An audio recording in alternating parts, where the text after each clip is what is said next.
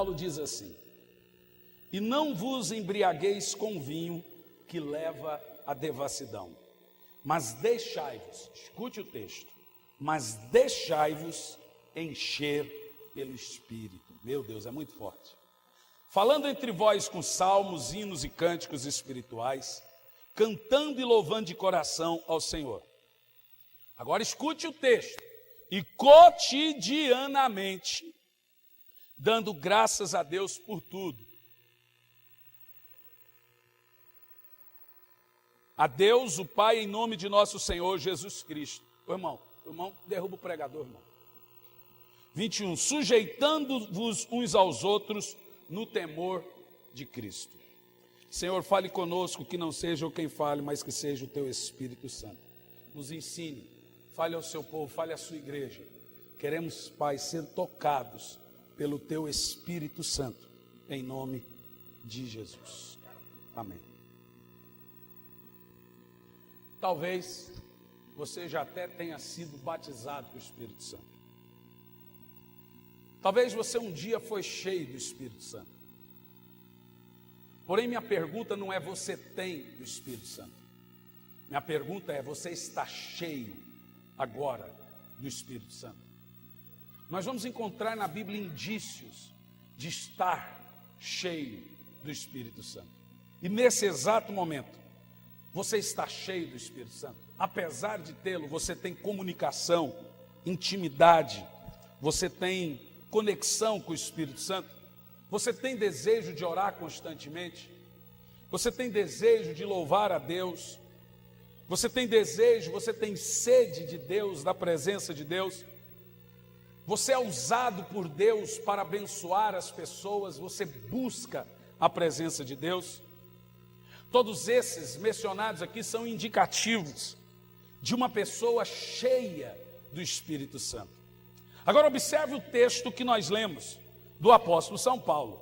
Não vos embriagueis com vinho, que leva à devassidão, mas enchei-vos do Espírito Santo. Vou ler de novo. Não vos embriagueis com vinho, que leva a briga, contenda, prostituição, devassidão, mas enchei-vos do Espírito Santo. Vamos trazer uma clareza introdutiva primeiro nesse lugar. Diz assim, em primeiro lugar, ser cheio do Espírito Santo, nós já aprendemos aqui.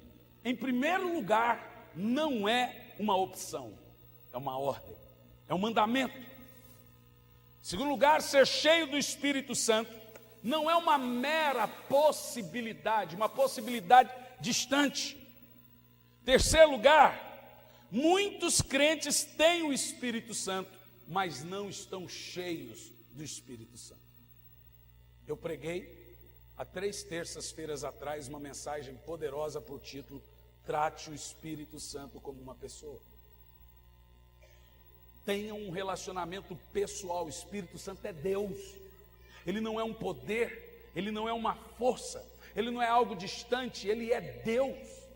Diga: o Espírito Santo é Deus. E esse Deus se fez carne. Tem que ter um relacionamento pessoal com Ele. Ele não é uma força, um poder, Ele é um indivíduo. A Bíblia fala que Ele tem ciúmes, a Bíblia fala que ele se fere, que Ele se chateia. Então o apóstolo São Paulo vai nos trazer aqui algumas implicações, e ele escreve isso para os irmãos em Éfeso. Agora eu quero que você observe algo sobre Éfeso.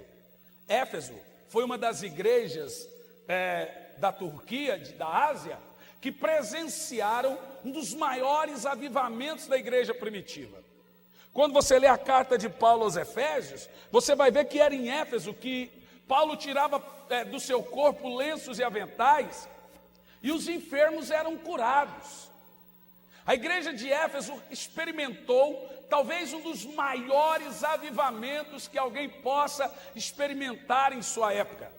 Agora, você vai lá para o livro do Apocalipse e você vai perceber que 90 anos depois da morte de Cristo, o Senhor Jesus vem através de João e manda uma mensagem para Éfeso: tenho, porém, contra ti que abandonastes o teu primeiro amor. Agora veja bem, apenas 90 anos depois da morte de Cristo, a igreja de Éfeso se esqueceu de Jesus.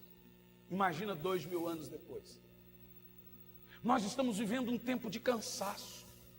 Nós estamos vivendo um tempo de fadiga espiritual, que as coisas para Deus sempre são mais pesadas, que o evangelho, que os cultos, que os louvores do Senhor se tornam secundários. Se tiver tempo, se eu não tiver festa, se eu não tiver aniversário, se eu não tiver viajando, se eu não tiver, eu vou na igreja. Não tiver nada para fazer, hoje eu vou. E acaba, irmãos, que isso eu quero que você recebe em amor do Senhor. Não pense que eu estou mandando recado para ninguém não, porque é o que eu conheço todo mundo, é difícil.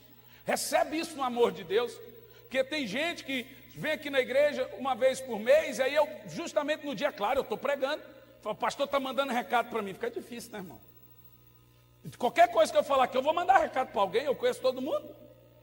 Então, quando nós estamos pregando sobre o evangelho, nós percebemos que a igreja da atual era, da atual dispensação, ela está tolerando Deus.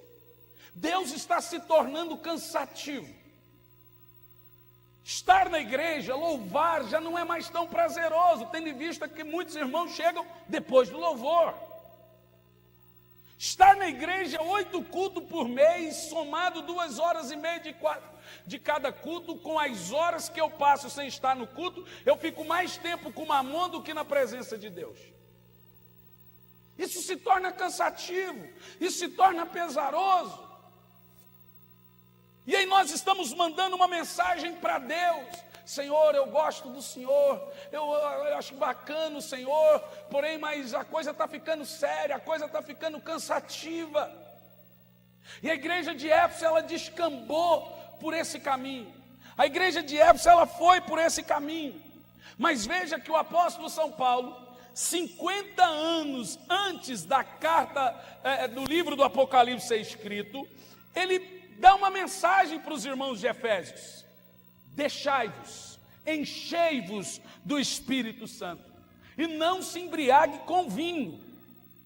Paulo está mandando uma mensagem, em primeiro lugar, que você não pode ter a escolha de ser frio.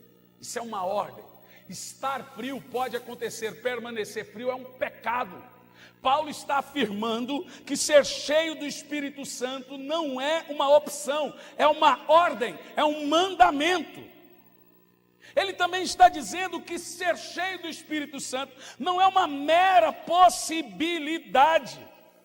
Em quarto lugar, Paulo vai afirmar aqui nesse texto, é a mensagem que ele está passando, que uma coisa é ser a habitação do Espírito Santo, outra coisa é tê-lo em plenitude, ser cheio dele.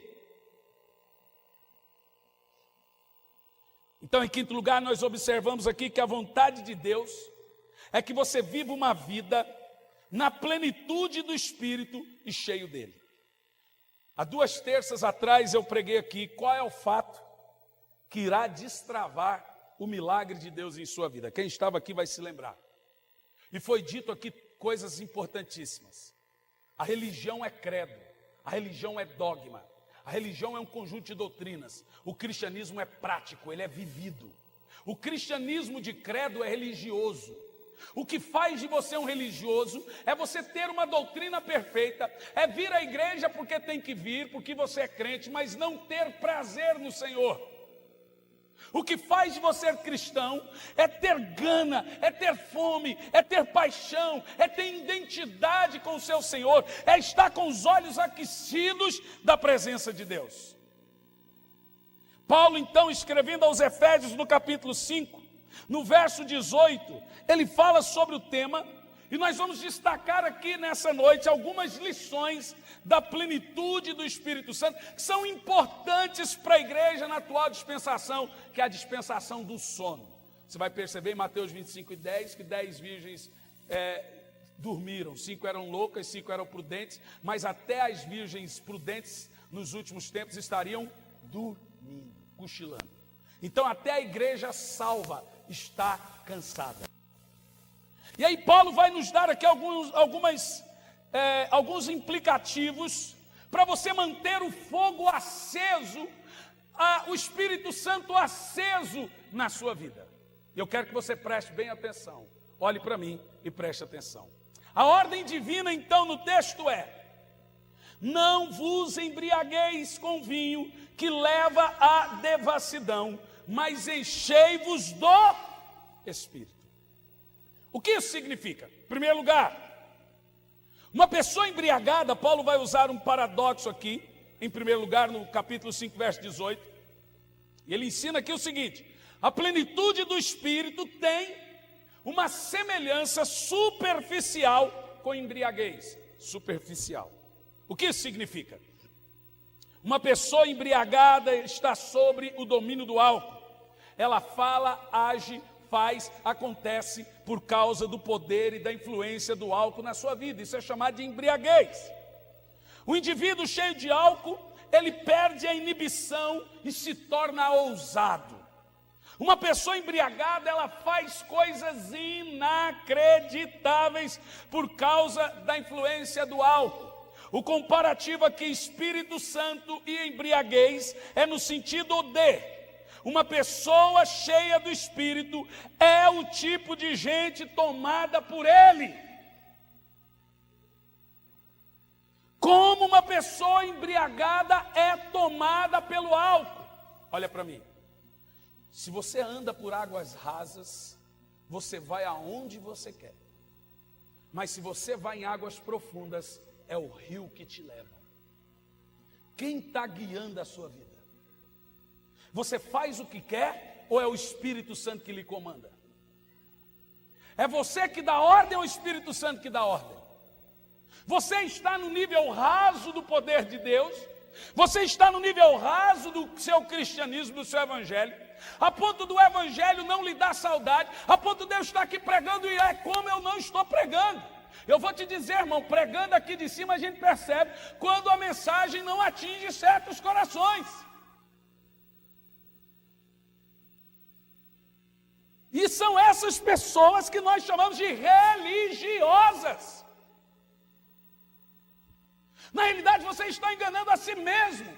O seu cristianismo é um credo, o seu cristianismo é uma religião. Você pode estar com Deus em doutrina, mas com o diabo em conduta. Então a Bíblia Sagrada está afirmando que uma pessoa cheia do Espírito Santo é o tipo de gente tomada por ele. Como uma pessoa embriagada é dominada e tomada pelo álcool. E Paulo vai dizer: não vos embriagueis com vinhos, mas se embriague, mas seja cheio do Espírito Santo. Veja o paralelo que ele traz. Então, em segundo lugar, uma pessoa cheia do Espírito Santo só fala sobre a influência do Espírito Santo. Vou dizer de novo: uma pessoa cheia do Espírito Santo só fala sobre a influência do Espírito Santo. Aí vai me dando horário. Terceiro lugar, uma pessoa cheia do Espírito Santo só age sobre a influência do Espírito Santo. Ou seja, ela não faz nada sem orar, ela não faz nada sem consultar, ela não faz nada sem ter um tempo de oração, um tempo de intimidade, um tempo de busca. E se ela fala alguma coisa que não deveria ter falado, logo o Espírito Santo o convence que ela está errada e ela vai procurar consertar esse erro.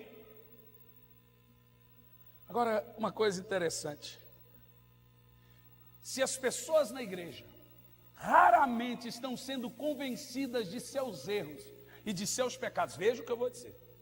Quantos em dias atuais estão tendo encontro com a glória de Deus e com a iniquidade que há em si? Porque cristianismo é isso, é se encontrar com Deus e com o seu pecado.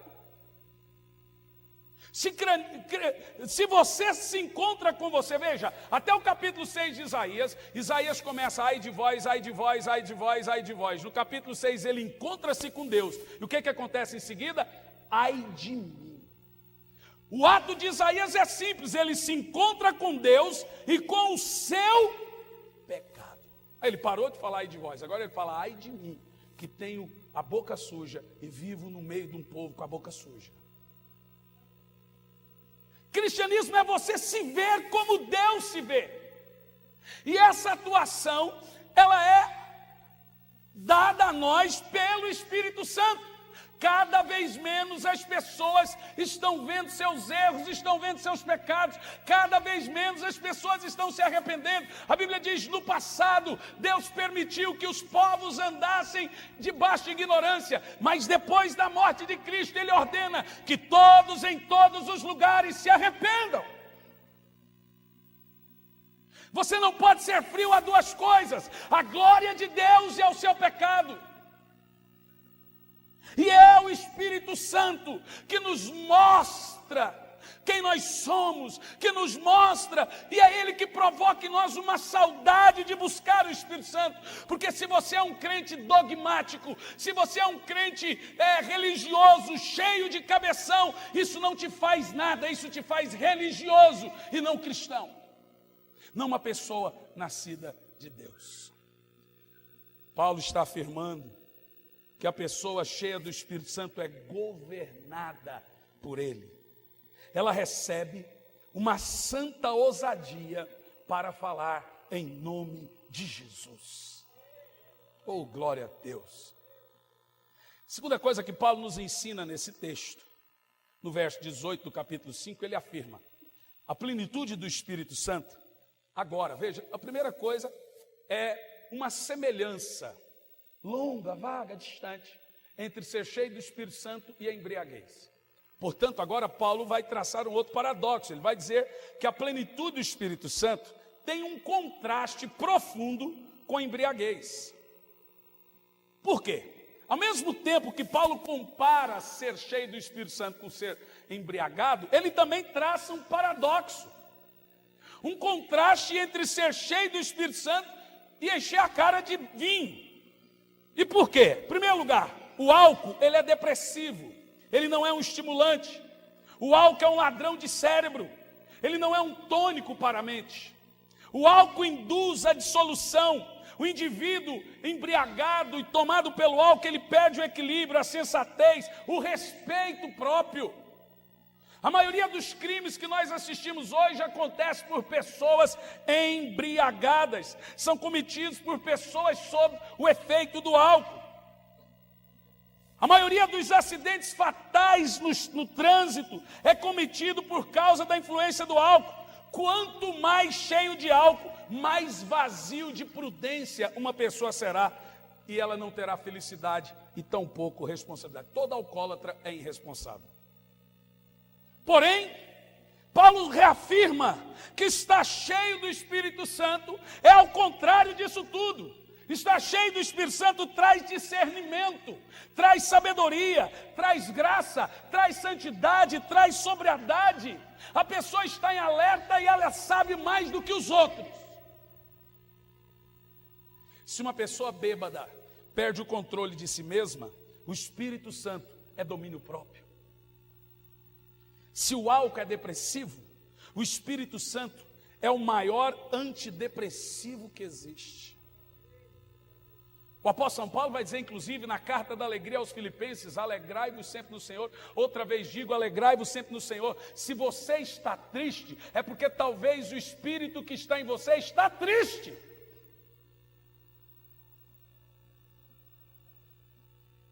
Irmão, se nós convertidos somos seres espirituais, e Deus é Espírito, então nós só seremos plenamente satisfeitos espiritualmente.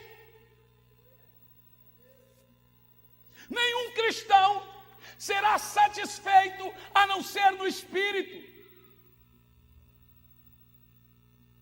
Você pode ter carro, ter casa, você pode ter tudo, mas é só no Espírito que nós encontramos o gozo e a plena satisfação no Senhor. Oh, aleluia! Terceiro lugar, o apóstolo São Paulo vai dizer o seguinte: a plenitude do Espírito, isso aqui para mim é o mais forte, não é uma opção, é um mandamento. Repita isso comigo: estar cheio do Espírito. Vamos lá fazer isso mais alto, vai lá. Você dá uma água, minha filha? Diga: estar cheio do Espírito não é uma opção, é um mandamento. Agora veja o imperativo que se encontra no texto: enchei-vos. No original, deixai-vos ser cheios. É uma ordem. Não temos uma escolha do tipo, meu cristianismo está bem. Sabe qual é o problema dessa geração?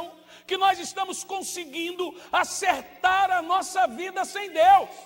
Eu amo Deus, eu adoro Deus, mas Ele não se mete na minha vida. Deus está lá, eu estou aqui, eu tenho uma vida social, eu sou bacana, estamos quase igual aos crentes americanos. Vamos na igreja, tomamos da seta, damos uma gotinha do sangue de Jesus para passar o pecado, aerosol, e vazamos e fazemos da vida o que queremos. Somos ateus praticantes. Eu chamo de ateísmo cristão prático. É viver um estilo de vida crendo que Deus existe, mas viver como se Ele não existe. Essa geração está vivendo como se Jesus não fosse voltar.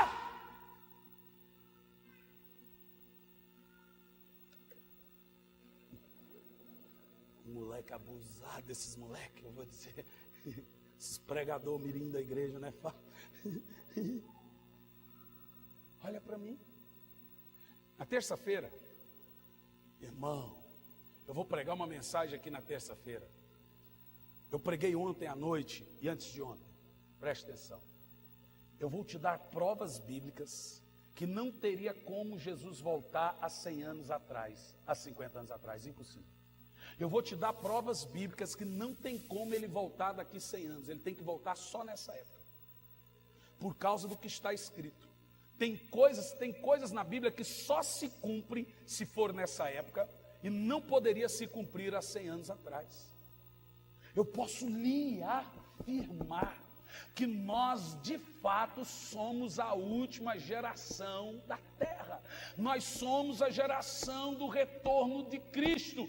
É essa geração que vai subir com Cristo ou é essa geração que não vai subir? Isso não te preocupa? Isso não chama a sua atenção? Isso não traz um alerta sobre a sua vida? Existe uma ordem expressa aqui do tipo: deixai-vos ser cheios do Espírito, enchei-vos do Espírito.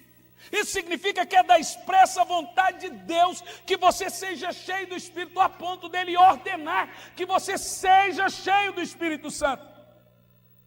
Deus não quer apenas que você seja cheio, Ele lhe ordena que você seja cheio. Ou seja, não ser cheio do Espírito é cometer o pecado de Satanás, rebelião contra Deus. É uma ordem imperativa que você busque ser cheio do Espírito. Desobedecê-la é se rebelar contra o próprio Deus. Nós só seremos guiados pelo Espírito se formos cheios do Espírito. Então, quem não é cheio do Espírito não é guiado pelo Espírito. E isso é o quê? Rebelião. É o pecado de Adão, agiu sem consultar. É o pecado de Saul, sacrificou sem consultar. É o pecado de Lúcifer, fez sem consultar. É o pecado da igreja, levanta sem orar, dorme sem orar, compra sem orar, vende sem orar, come sem orar, vive como se Deus não estivesse ali. Foi na mensagem: trate o Espírito Santo como uma pessoa. Vive como se o Espírito Santo não estivesse dentro do seu carro. O que você ouve, o Espírito Santo gosta de ouvir. O que você vê, ele gosta. O que você está obrigando o Espírito Santo a ver? O que você está obrigando o Espírito Santo a ouvir? O que você está fazendo o Espírito Santo ouvir? O que sai da sua boca, da sua palavra? Estamos vivendo um estilo de vida que atinge diretamente o coração do Espírito Santo. E muitos de nós nos tornamos religiosos, aquém ao Evangelho, completamente frios. Diga comigo bem alto: misericórdia! Eu posso imaginar João pregando para a igreja de Éfeso, Paulo pregando para a igreja de Éfeso nesse tom. Meus irmãos, o que nós estamos fazendo da nossa vida. Só que Paulo falou isso aos Efésios 40 anos depois da morte de Cristo. Aí vem João 90 anos depois da morte de Cristo, escreve: tenho porém contra ti que deixastes o teu primeiro amor. A chama está se apagando. Satanás, olha para mim, ele não era controlado por Deus. Diga comigo, Satanás não tinha o controle de Deus na sua vida. E quem não está cheio do Espírito também não é controlado por Deus. Você tem o controle da sua vida, não Deus. Você faz o que quer. Você faz como quer. O texto aqui fala de dois imperativos, um positivo e um negativo. O negativo é: não se embriague com vinho. O positivo é: se embriague com o Espírito. A falta da plenitude do Espírito é pecado, tanto quanto ficar bêbado, tanto quanto perder o controle dos sentidos pelo poder do álcool. Entendeu? Em quarto lugar, a plenitude do Espírito Santo é a expressa vontade de Deus para todos nós. A ordem para ser cheio do Espírito Santo não é dirigida somente para líderes, pastores, ministros. Ela é para todos nós crentes em Jesus. Todos devem buscar o Espírito Santo incansavelmente e ser cheio dele. Quem não faz isso é um religioso e comete o pecado de Satanás. Está em desobediência. Paulo afirma, e ele diz, esse privilégio, ele não é apenas para alguns, ele é para todos.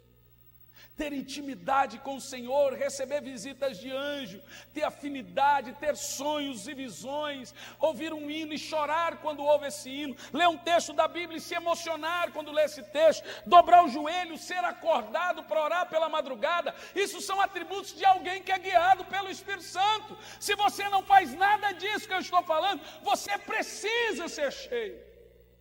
Eu não estou falando de você aproveitar o Espírito Santo. Vou aproveitar isso aqui e vou orar. Não. Deus não está aqui para ser aproveitado, ele tem que ser glorificado, irmão. Desde criança até o mais idoso, todos podem ser cheios da plenitude do Espírito Santo. Em quinto lugar, a plenitude do Espírito deve ser uma experiência contínua na vida do crente. O termo ser cheio do Espírito hoje significa ser cheio hoje, ser cheio amanhã e ser cheio depois. Significa constantemente ser cheio. O Espírito Santo tem como um de seus símbolos o azeite. Você vai perceber que o azeite, quanto mais se usa, mais se tem que comprar. Se você furar a latinha de azeite, é engraçado, se você abre a garrafinha de água, a água não sai para fora, né? Mas se você abre a lata de azeite, o azeite sai, o azeite anda. Coisa mais interessante. Você fura a latinha de azeite em cima, ele sai. A de água não.